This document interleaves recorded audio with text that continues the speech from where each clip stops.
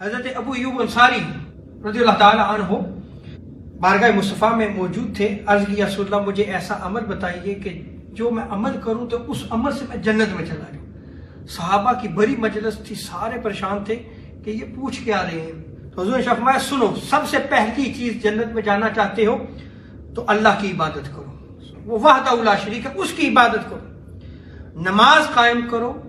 اور پھر آگے آقا علیہ السلام نے نماز کے بعد جس چیز کا ذکر کیا تو زکوٰۃ، کہ تم جو ہے زکوٰۃ کو ادا کرو، یعنی حق واجب نکالو، اور اس حق واجب میں سے تم غرباء کی خدمت کرو، جو کمزور ہیں ان کی مدد کرو، جو مرحومین ہیں ان کی مدد کرو.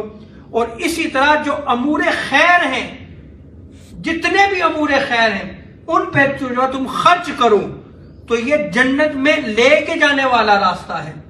اور پھر آخر میں آقا علیہ السلام نے ارشاد فرمایا کہ خونی رشتے قائم رکھو. یہ سارے امور ایسے ہیں کہ جو بندے کو جنت میں لے جائیں گے.